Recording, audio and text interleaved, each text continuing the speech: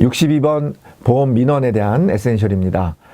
최근 들어서 보험사고가 많이 늘어나기 때문에 민원에 대한 문제들은 계속해서 좀 증가하는 추세에 있다라는 거예요. 좀 많이 나오고 있다. 그런 부분에서 여러분들 좀 주의 관심을 가지시고 좀 보시면 좋겠고요. 문제 한번 살펴보겠습니다. 다음 중 보험 민원의 주요 유형에 해당하지 않는 거 이렇게 얘기했습니다. 그러니까 유형이라고 하는 게 우리가 기본적으로 보면 보험 민원이라고 하는 게 여러분들이 보험료라든지 아니면 보험금 또는 아니면 제도적인 부분에 있어서 여러분들이 기대했던 내용만큼 받지 못했을 때 여러분들이 정당하게 보험회사나 아니면은 금융감독원 또는 신용정보원 등을 통해서 여러분들이 제시를 하는 거고요. 협회에다가 민원을 제시하진 않습니다. 아시겠죠? 여러분들이 협회에다가는 제기하지 않고 주로 하는 데가 금융감독원이 되겠습니다. 물론 민원이라고 하는 것은 직접 가서 하셔도 되고 여러분들이 인터넷이나 이런 것들을 통해서 직접 방문하지 않아도 된다라고 하는 부분이 있습니다. 자, 그러면 우리가 조금 전에 말씀드린 것처럼 민원의 주요 유형은 우리가 약관의 어떤 면책, 그죠? 내가 지금 이게 회사 입장에서는 면책이 된다? 아니다. 이거는 내가 보상을 받아야 된다? 이런 부분이고 보험금을 내가 좀 많이 받아야 되는데 적당하게 받아야 되는데 적게 주고 있다. 그런 부분에 있어서 민원이 많이 제기가 되고 있죠. 폭언이나 보험료 납입 반경 변경 요청 이렇게 되어 있는데요. 뭐 납입 방법을 변경하는 것을 우리가 뭐 민원에 내거나 그러진 않지만 그래도 내가 납입 방법 같은 경우를 이렇게 변경하는 부분에 대해서도 가능하지만 폭언이라고 하는 부분은 민원이 아니죠. 여러분들이 조금 전에 말씀드린 것처럼 민원이라고 하는 부분은 보험료나 또는 보험금과 관련된 것도 그 다음에 여러분들의 어떤 그런 부분들이 책임의 유무를 물어보는 것들에 관한 부분이지 이 폭언과는 관련이 없습니다. 조금 전에 말씀드린 보험료를 환급하거나 계약의 변경 처리에 관련해서도 많이 민원이 제기가 되고 있다라는 부분 기억하시면서 그럼 정답은 네, 2번이 되겠습니다. 보험 민원이란 여러분들이죠.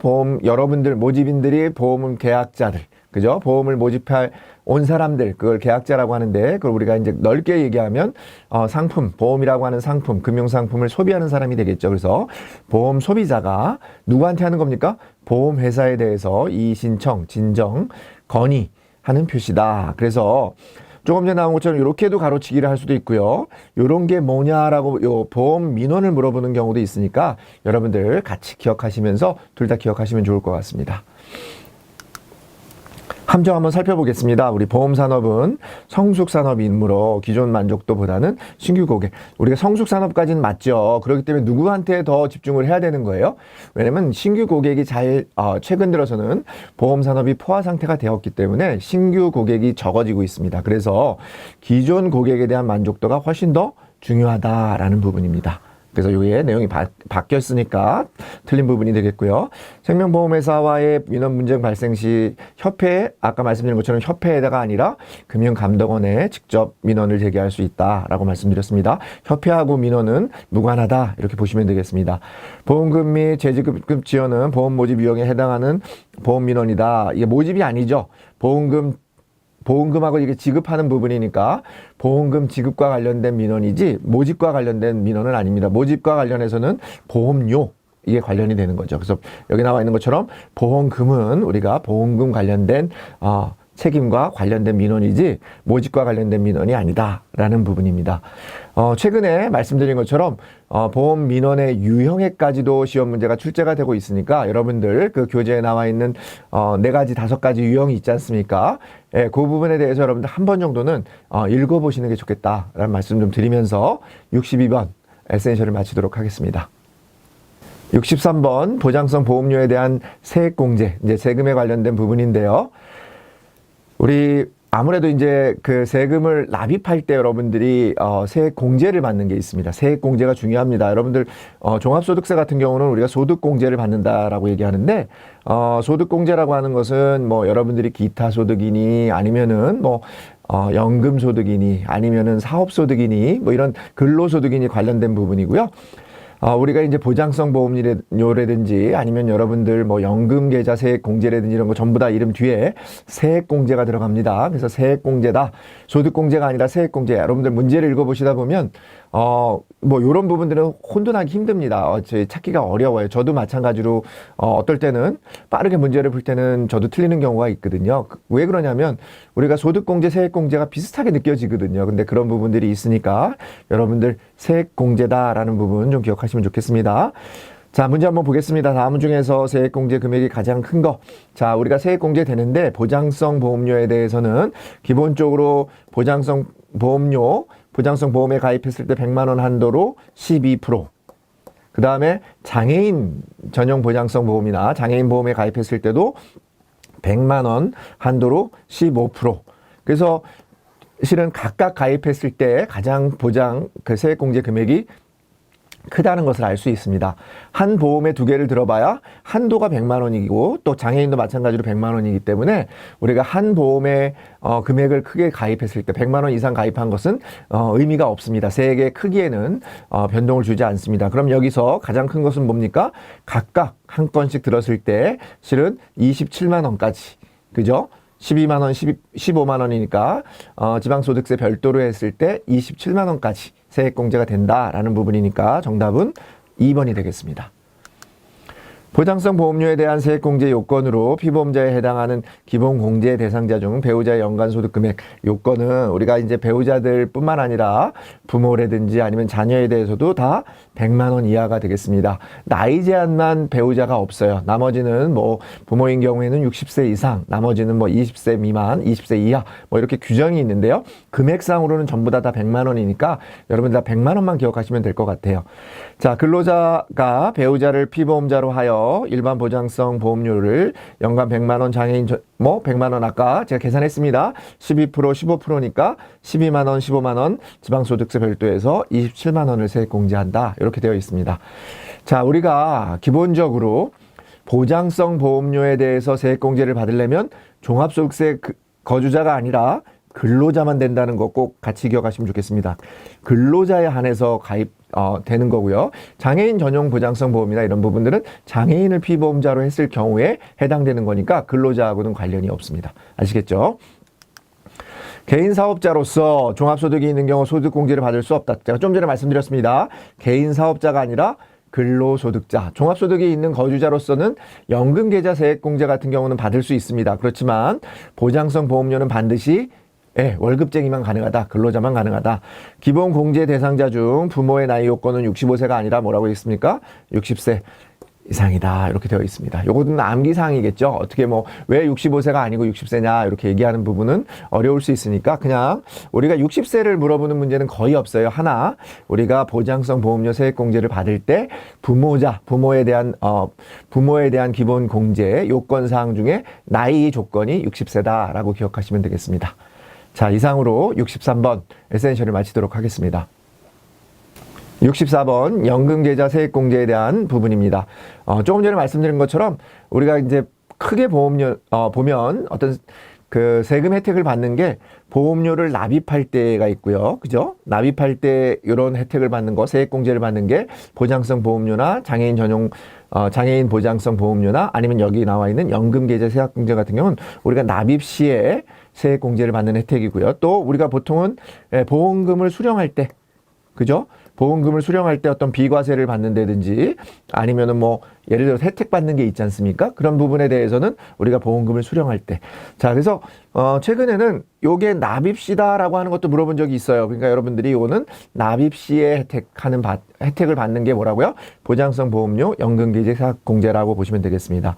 다음 보기에 계약자가 받을 수 있는 세액공제 금액은 얼마냐 이렇게 계산하는 문제인데 여러분들 계산하는 문제 나오면 일단 제껴두고 하시는 경우가 많은데 그러지 마시고요. 그렇게 어렵지 않을 수 있으니까 여기 다 답이 나와 있으니까 보통 연금계좌 세액공제는 근로소득 기준으로 했을 때는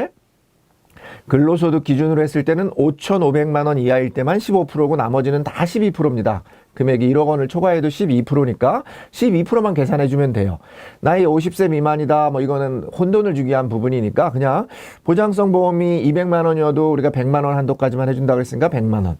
연금저축은 300만 원 다 가능하겠죠. 그렇죠? 그러면은 100만 원하고 300만 원에 12%니까 48만 원 이렇게 400만 원 곱하기 12% 하니까 48만 원 이렇게 나오는 부분입니다. 그러니까 여러분들 무조건 계산하는 문제라고 해서 포기하지 마시고 이런 기준에서 간단하게만 암기하시면 여러분들이 문제를 푸실 수 있으니까 그렇게 푸시면 되겠습니다. 그 정답은 1번이 되겠습니다.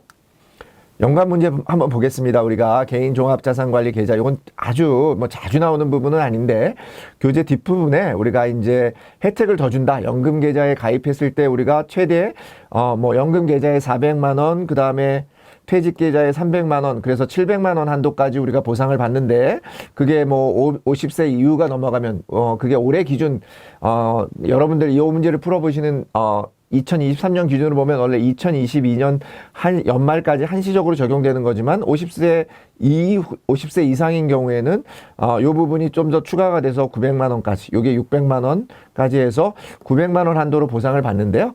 여기 나와 있는 것처럼 이제 연금 계좌에 어떤 우리 증권 그 상품을 좀 더 판매를 권장하기 위해서 ISA 개인종합자산관리 계좌라고 하는 것을 운영했을 때 이 계좌 안에서 여기 나와 있는 것처럼 60일 이내에 연금 계좌로 납입한 경우 추가 납입액의 10% 300만 원 한도까지 별도로 추가로 세액공제를 받는다. 세액공제를 확대해주고 있다라고 하는 제도인데 자주 나오는 부분은 아닌데요. 시험 문제에 ISA 나오고 세액 관련된 문제를 물어보는 질문이라고 한다면 여러분들이 10% 300만 원 이렇게 기억하시면서 보시면 되겠습니다.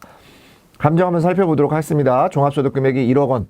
지금 연금계좌 세액공제에 대한 문제니까요. 이 앞에 이제 연금계좌 세액공제가 얼마냐? 아까 말씀드린 것처럼 5,500만 원 근로소득 기준으로 미만일 경우에만 15%, 나머지는 다 12%라고 얘기했습니다. 연금계좌에 대한 세액공제 대상은 근로소득자 아니죠. 아까 근로소득자에 한정된 건 뭐라고 얘기했습니까? 보장성 보험료.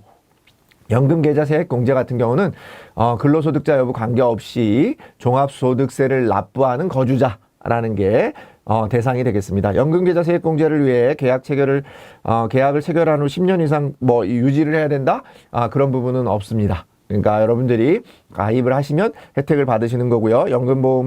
당연히 연금보험은 우리가 조금 전에 이제 연금계좌 세액공제를 받는 거는 연금저축이죠. 그러니까 연금보험이라고 하는 것은 우리가 일반적인 저축보험입니다. 그렇기 때문에 연금소득이 아니라 이자소득이 되겠고요. 연금저축은 조금 전에 우리가 말한 연금계좌 세액공제가 되니까 연금소득이 되겠습니다. 그래서 이게 내용들이 바뀌었습니다. 그래서 그런 부분 조금 어떻게 보면 조금은 어렵지만 그런 부분들은 암기하셔야 되는 부분이다. 이렇게 보시면 될 것 같아요. 우리가 저축에 오히려 이자가 생기는 것처럼 생각할 수 있는데 연금저축계좌라고 하는 것은 연금소득과 관련되어 있는 거다. 오히려 연금보험이 보험회사에서만 판매할 수 있는데 연금보험에 대해서는 이자소득과 관련이 있다. 이렇게 기억하시면 여러분들 틀림없이 문제를 맞히실 수 있을 것 같습니다. 자, 64번 에센셜을 마치도록 하겠습니다.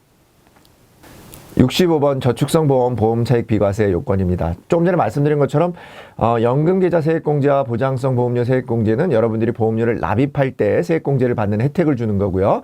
이번에는 여러분들이 어떤 조건을 유지했을 때 그 보험에 가입했을 때 어떤 조건을 유지하면 비과세를 받는 겁니다. 그러면은 이거는 당연히 수령할 때 보험금이죠. 보험금을 수령할 때 여러분들이 비과세 혜택을 받는 것에 대한 내용이 되겠습니다. 그래서 저축성 보험 비과세, 우리가 일반적으로 저축성 보험에 가입하면 저축이기 때문에 이자에 대한 이자소득세를 내게 돼 있습니다. 그렇지만 우리가 일정한 조건, 여기 나와 있는 것처럼 매월 납입하는 기본보험료가 균등하고 선납기간이 6개월 이내이고 그 매월 납입하는 보험료 합계액이 150만 원. 이거 다 각각이 실은 시험 문제에 나오는 지문에 해당합니다. 근데 이렇게 묶어놓고 이런 게 뭐냐? 지금 여기 얘기하는 게 뭡니까? 매월, 월 이렇게 얘기하고 있으니까 이거는 월 적립식 저축성 보험이다. 쉽게 이런 부분을 고를 수 있는데요. 조금 전에 말씀드린 것처럼 이러한 각각의 조건들이 실제 지문으로도 나온다. 그러니까 여러분들은 기본적인 내용들, 기본 보험료가 균등해야 된다. 선납보험 기간은 6개월 이내여야 된다. 보험료 합계액이 매월 150만 원 이하여야 된다. 요거는 각각으로도 기억하시는 게 좋겠습니다. 요거에 대한 해당하는 내용은 뭐다? 정답은 1번 월 적립식 저축성 보험이 되겠습니다. 연금소득은 다른 소득이 있는 경우 합산하여 우리가 이제 연금소득 같은 경우는 얼마 이하? 금융소득은 2천만 원 이하까지는 분리과세 하고요. 그죠? 공제해 줍니다. 그 다음에 연금소득 같은 경우는 1,200만 원 이하까지는 우리가 여기 나와 있는 것처럼 분류과세를 선택할 수 있습니다. 자, 정답은 그래서 원래는 종합과세 하는 게 원칙이지만 합계액이 1,200만 원 이하인 경우에는 우리가 분리과세를 선택할 수 있다라는 부분입니다.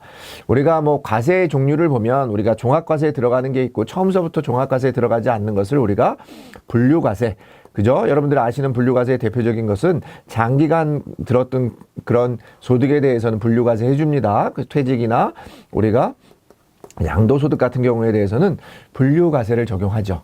근데 그 외에는 전부 다 우리가 이 종합과세와 별도로 떨어뜨려서 과세를 한다. 그런 의미에서 분리과세를 적용하고 있습니다.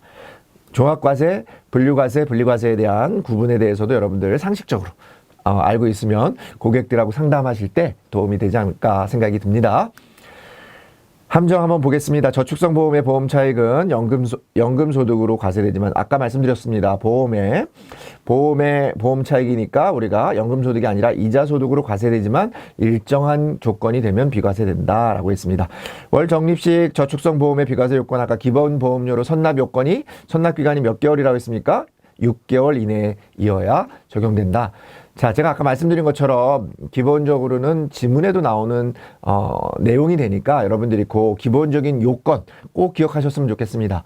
저축성 보험 차익의 비과세 요건 아까 말씀드렸습니다. 기본적으로 균등해야 되고 6개월 이내여야 되고 선납기간이 6개월 이내여야 되고 매월 150만 원 이하여야 된다. 요 세 가지는 반드시 기억하시면서 에센셜 65번을 마치도록 하겠습니다. 66번 상속순위에 대한 에센셜입니다. 우리 상속순위 뭐 이런 거 정할 때는 항상 법률로는 민법을 적용받죠. 우리 여러분들 민법에 의해서 상속 규정을 받습니다. 자, 지금 이런 부분들은 여러분들이 상식적으로도 고객들하고 충분히 보험 판매를 위해서 어떤 기본적으로 갖추고 있으면 좋을 수 있는 그런 기본 지식이 되니까요. 여러분들 그런 부분들을 생각하시면서 꼭 내가 시험만을 위해서가 아니라 개인의 어떤 그런 기본적인 상식 역량을 키운다라는 측면에서도 보셔도 좋을 것 같습니다. 자, 우리 다음 중 민법에서 규정하고 있는 배우자의 법정 상속 지분에 대한 설명으로 맞는 거 고르는 문제입니다. 자, 우리 여기 나와 있는 것처럼 배우자의 법정 상속 지분인데 우리가 배우자도 우리가 직계 비속하죠. 자녀나 우리 직계 존속 부모하고 동일한 어떤 그런 순위에서 상속을 받게 되는데요. 다만 상속 지분에 대해서는 0.5를 더 가산해 줍니다. 0.5% 가산한다. 그런 정도만 명확하게 기억하시면 되겠습니다. 자녀 2명과 배우자 공동으로 상속받는 경우 배우자의 법정 상속 지분은 1.5 대 3.5다. 맞죠? 1.5, 0.5를 가산한다고 했으니까 맞는 설명이 되겠습니다. 직계 비속이 없고 직계 존속만 있는 경우 배우자는 직계 존속보다 상속 순위가 우선한다. 제가 조금 전에 말씀드렸습니다. 직계 비속이 없고 존속만 있는 경우 배우자는 우선하는 게 아니라 직계 존속하고 동일한 순위가 되는 거예요. 그러니까 직계 존속까지도 없으면 배우자가 단속 상속 순위가 되겠죠. 배우자의 법정 상속분은 직계 비속 또는 직계 존속의 상속분과 동일한 게 아니라 조금 전에 말씀드린 것처럼 50%를 가산한다 이렇게 되어 있습니다. 연관 문제 한번 보면 그래서 민법에서는 여기 나와 있는 상속 순위는 이렇게 되어 있어요. 배우자는 빠져 있지만 배우자는 아까 말씀드린 것처럼 공동 상속 순위가 되기 때문에 그렇습니다. 근데 일단 기본적으로는 자녀 먼저 가고 부모, 그 다음에 형제자매, 그 다음에 사촌 이내의 반계열적으로 민법에서는 규정을 하고 있어요. 근데 통상적으로는 직계 비속, 직계 존속이 존재하기 때문에 대부분 여기까지만 건드리면 될 것 같고 여기하고 동시에 배우자가 있다 이렇게 말씀드렸습니다. 배우자가 직계 존속, 비속 또는 존속과 공동 상속인인 경우에는 우리가 상속분 어떻게 된다고 했습니까? 동일한 게 아니라 50%를 가산한다. 0.5%를 우리가 50%를 0.5를 가산한다. 이렇게 말씀드렸습니다. 민법에 규정된 상속 순위에 따르면 누가 1순위라고요? 직계, 비속, 자녀가 먼저입니다. 우리 여러분들 이런 표현 아시겠지만 그래도 내리사랑이죠. 여러분들 내리사랑 먼저 하고 그 다음에 자식이 없을 경우에는 우리 부모 이렇게 되는데 배우자는 항상 공동 1순위가 된다라고 보시면 되겠습니다. 그렇게 보시면서 우리 상속순위에 관한 부분은 우리가 일반적인 상식 부분이니까 여러분들 그런 차원에서 기억하시면 좋겠습니다. 66번 마치도록 하겠습니다. 67번 우리나라 소득세법의 개요에 대해서 말씀드리도록 하겠습니다. 소득세법 아까 말씀드린 것처럼 우리가 기본적으로는 소득 공제가 되는 게 있고 우리가 기본적으로 세액 공제가 되는 거 있습니다. 소득세 구분하는 방법 중에는 우리가 크게 보면 종합과세가 되는 게 있고 분류과세가 되는 게 있습니다. 그러니까 소득세라고 하는 것은 일반적으로 기본적으로는 종합소득에 포함되느냐 아니면 종합소득에 포함되지 않느냐 이렇게만 구분하시면 되겠죠. 그래서 종합소득에 포함되지 않는 거 문제 살펴보면 다음 중 종합소득세 과세 방법으로 분류과세. 그러니까 종합소득세 우리가 전체적으로 9가지가 있는데 그 9가지 중에 우리가 종합과세로 어떤 일정한 조건을 충족하면 종합과세가 안 되겠지만 종합과세 안 되고 처음서부터 우리가 별도로 분류해서 종합소득과 분류해서 과세를 매기는 게 있습니다. 그래서 적용되지 않는 거 고르는 문제니까 기본적으로 아까 말씀드린 것처럼 장기간 동안에 어떤 그런 소득을 축적하는데 기여를 했던 거에 대해서는 혜택을 주는 거예요. 그래서 분류과세 하는 겁니다. 그죠? 종합과세 되면은 내가 퇴직소득 같은 경우에 예를 들어서 오랫동안 회사를 다녔는데 그게 우리가 기본적으로는 퇴직소득세를 낼 때 그게 같이 종합소득하고 같이 합쳐지면은 금액이 커질 수 있지 않습니까? 그죠? 그렇기 때문에 그런 부분에 대해서는 분류과세한다. 또 양도소득도 마찬가지입니다. 내가 집을 또는 어떤 물건을 소유를 긴 동안 했는데 그거에 대해서는 우리가 별도로 종합소득과 별도로 한다. 그래서 퇴직소득이나 양도소득 같은 경우는 우리가 분류과세를 하고요. 연금소득 같은 경우는 당연히 기본적으로 종합과세에 포함이 됩니다. 종합과세를 하고 아까 말씀드린 것처럼 일정한 조건 1200만 원 이하일 경우에는 분리과세한다. 이런 제기 드렸던 거 기억하시면서 종합과세에 포함되는데 분리과세하는 겁니다. 그래서 연금소득 같은 경우는 우리가 분류과세를 하지 않는다. 종합과세한다. 이렇게 보시면 되겠습니다. 그래서 정답은 3번이 되겠습니다.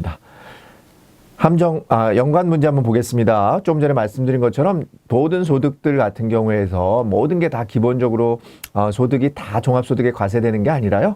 우리가 기타 소득 같은 경우는 300만 원 이하인 경우에는 면제가 돼요. 일단 포함되지 않습니다. 그냥 여러분들이 기타 소득을 발생할 때 그냥 원천 징수하고 끝나지만 만약에 300만 원을 초과하게 되면 그 초과하는 경우에 대해서는 종합과세한다. 그 내용에 해당하는 항목이 기타 소득 300만 원이었습니다. 그래서 이 부분은 우리가 요 조건에 대해서 요 문제를 물어보는 게 많습니다. 그죠? 우리가 기본적인 그런 과세표를 만들어 놓고 거기에 300만 원 초과하는 경우에 어떤 종합과세 되는 내용이 뭐냐? 기타 소득이다. 그래서 기타 소득을 고르는 문제니까 잘 구분하시면 좋겠습니다. 퇴직으로 발생하는 소득은 다른 소득과 앞서서 말씀드린 것처럼 오랜 기간 동안 퇴직소득이나 양도소득처럼 오랜 기간 동안 자산을 축적해온 내용에 대해서는 분류과세한다. 그래서 종합과세하지 않고 분류과세한다. 그래서 내용이 틀린 부분이 되겠습니다. 소득세법 관련해서는 여러분들이 기본적으로 시험에 자주 나오는 부분이고 또 우리가 이제 법률적으로 아까 말씀드린 것처럼 세법적으로 우리가 이런 내용들이 고객하고 얘기하시는데 굉장히 좋은 그런 라포를 형성할 수 있어요. 처음에 분위기를 만들 수 있거든요. 그래서 그런 부분에서 잘 활용하시면 좋겠다라는 말씀 드리면서 67번을 마치도록 하겠습니다. 68번 종합소득세 계산 구조입니다. 이런 부분들은 여러분들 조금 복잡하지만 그냥 암기하시고 자주 나오는 그런 틀린 지문으로만 여러분들이 기억하시면 좋을 것 같아요. 그래서 여기는 나와 있는 것처럼 기본적으로 우리가 과세 표준이라고 하는 부분은 종합소득 금액에서 우리 소득 공제를 뺀 게 과세 표준이 되고 그 과세 표준에다가 세율을 곱한 게 산출세액이 됩니다. 여기까지는 여러분들 혹시나 종합소득 아니면 계산할 때 여기까지는 다 해보거든요. 그래서 근데 각각의 항목에서 뭐를 공제해 주는가라고 하는 부분은 잘 여러분들 기억 못하시고 저도 이렇게 강의를 하지만 매번 혼돈스럽습니다. 혼란스럽고 이 부분이 혼동돼요. 자, 연금액 같은 경우에 연금소득 같은 경우는 총 연금액에서 소득 공제를 하는 게 아니라 연금 소득에 대한 소득 공제를 해주는 거지 총 소득에 공제를 해주는 게 아닙니다. 그래서 틀린 부분이 되니까 이렇게 틀린 거 고르는 문제 정답은 3번입니다. 근데 여러분들이 다 암기하시기 어려우니까 시험 문제에 자주 나오는 그런 지문들이 있습니다. 아까 말씀드린 것처럼 연금 소득을 물어보는 거나 기타 소득을 물어보는 거나 아니면 사업 소득을 물어보는 요 식은 연금, 기타, 사업 소득을 물어보는 그런 지문들이 자주 나오니까 그 지문들이 대부분 틀린 지문으로 나옵니다. 연금, 사업, 기타 소득을 물어보는 요렇게 식을 만들어 놓은 요 자체가 틀린 지문으로 나오니까 여러분들 그런 부분을 그냥 잘 모르시겠다 싶으시면 그렇게 여러분들이 정답을 고르셔도 좋겠다라는 말씀 좀 드리겠습니다.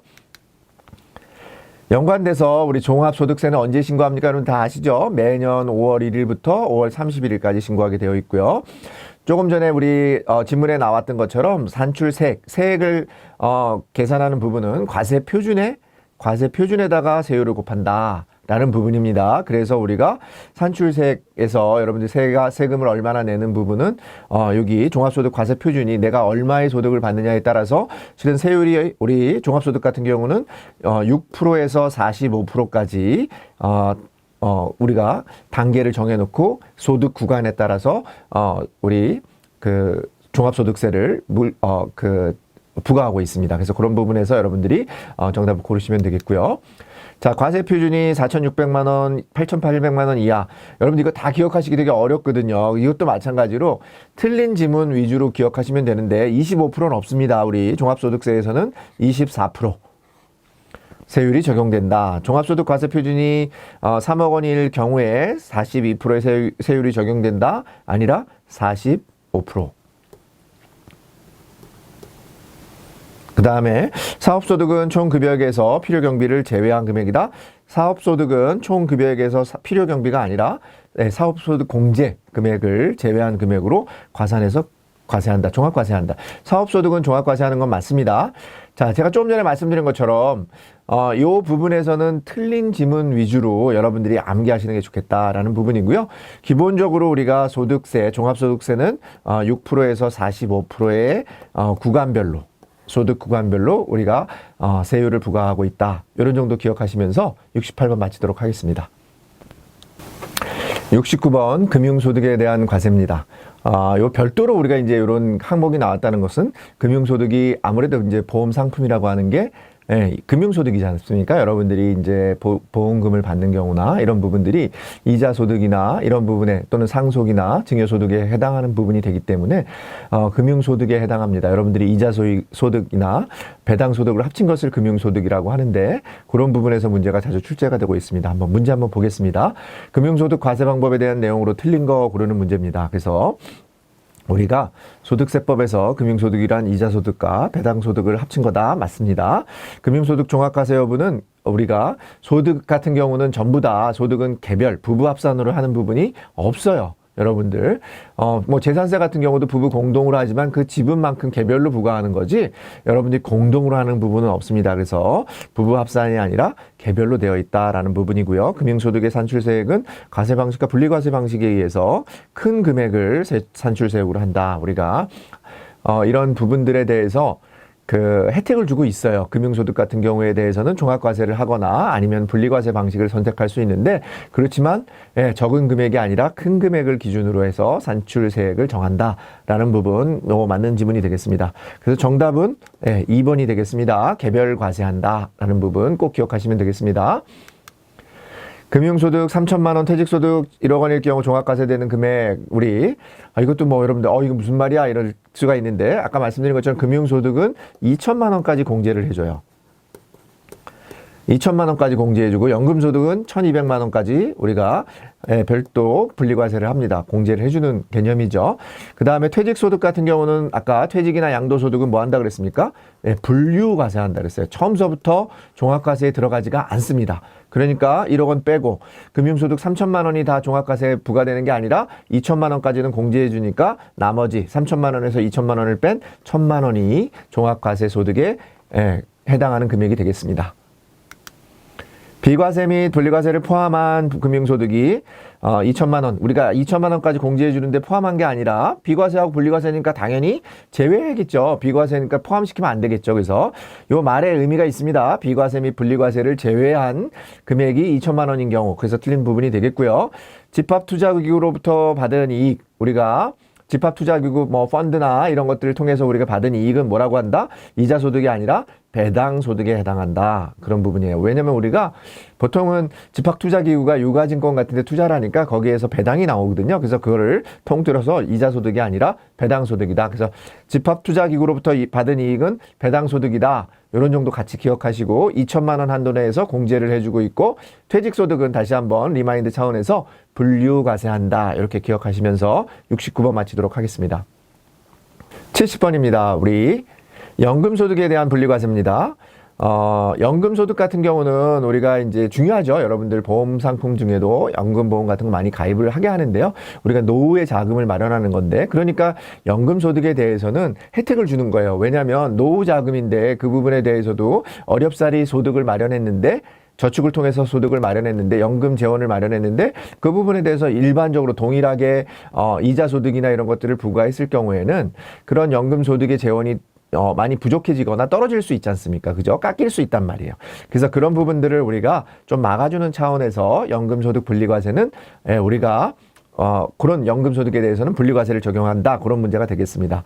문제 한번 보면은요. 다음 중 연금소득 분리과세 선택 시 인출 요건.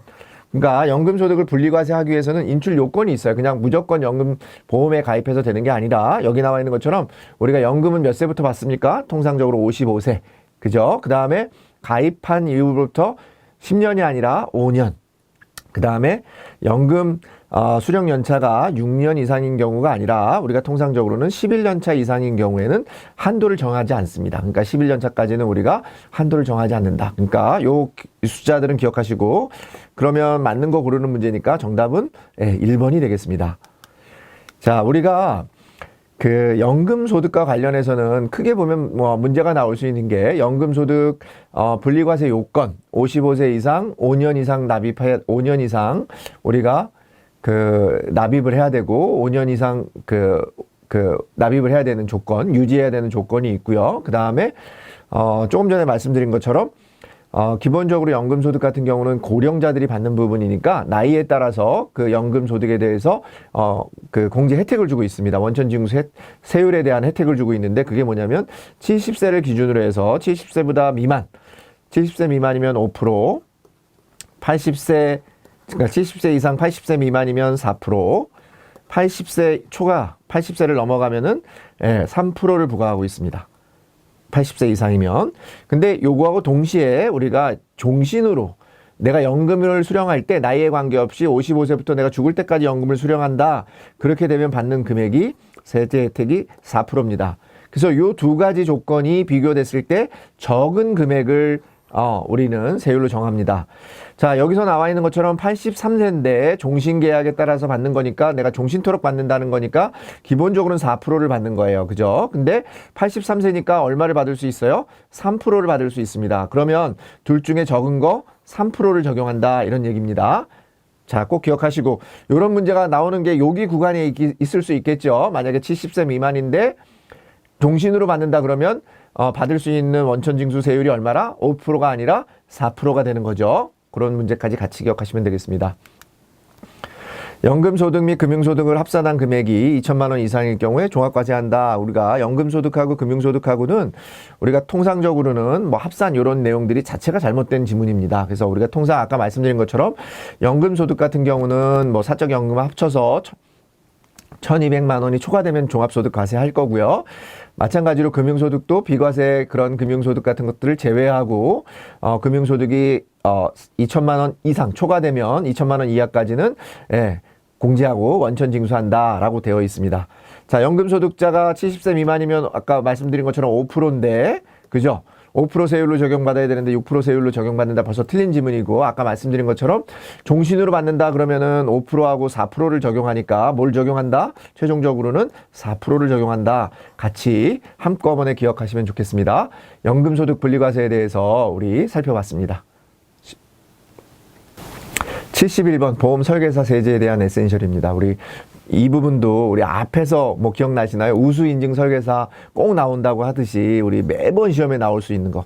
세금들 같은 경우는 뭐 번갈아 가면서 나올 수 있는데 보험 설계사 세제는 반드시 나온다. 이렇게 보시면 되겠습니다. 다음 보기의 내용에서 틀린 거. 우리 보험 설계사는 사업자입니다. 개인 사업자이기 때문에 사업소득을 받는 사람이에요. 근로소득이 아니라 기타 소득도 아니고요. 사업소득을 받습니다.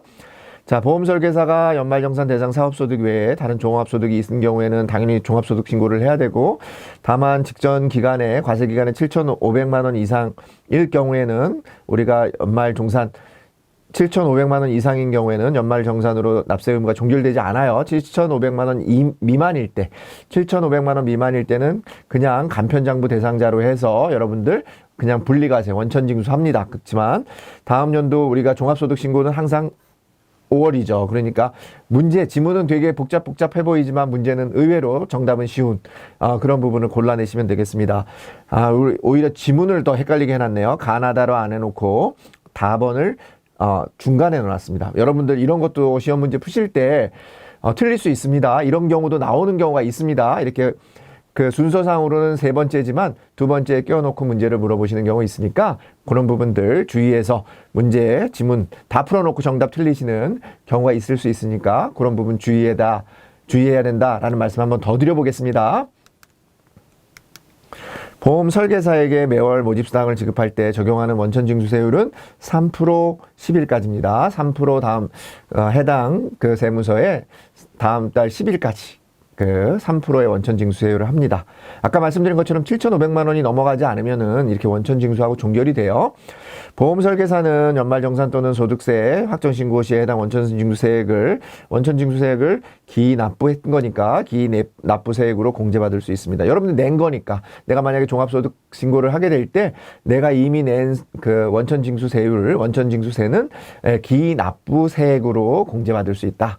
뭐 어떻게 보면 그냥 지극히 당연한 얘기가 되겠습니다. 근데 기납부세액이라고 하는 용어가 입에 붙지 않고 어색하기 때문에 골라내기가 어려운 부분이니까 그런 부분으로 여러분들 기억하시면 되겠습니다. 보험 설계사가 지급받는 소득은 사업소득입니다. 기타 소득 아니고 근로소득도 아닙니다. 뭐라고요? 사업소득. 해당 과세기간에 다른 보험회사로 이직한 보험 설계사는 간편 장부 대상자에 해당한다. 우리가 간편 장부 대상자라고 하는 것은 7,500만 원 이하이고 그 해에 여러분들이 신규로 보험 설계사가 된 사람입니다. 여러분들이 아마 내년에 올해죠. 이제 보험 설계사가 되시면 여러분들은 올해 신규가 됐기 때문에 7,500만 원 이하인 경우에 대해서는 여러분들이 간편장부 대상자에 해당이 됩니다. 보험 설계사는 보장성 보험료 세액공제와 연극기재 세액공제를 받을 수 있다, 받을 수 없다 이렇게 되어 있는데 우리가 보장성 보험료 세액공제는 근로자만 받는다고 얘기했으니까 그죠? 근로자만 받는다고 했으니까 못 받아요. 근데 연금계좌 세액공제는 우리가 종합소득 이 있는 거주자니까 여러분들이 종합소득이 있다면 받을 수 있으니까 받을 수 없다라고 하는 지문이 여기에만 틀린 지문이 되겠습니다. 자, 보험 설계사의 세제는 반드시 나오는 문제이기 때문에 여러분들 꼭 제가 지금 말씀드린 부분으로 기억하시고 여러분들이 문제를 풀어보시면 좋겠습니다. 마치도록 하겠습니다.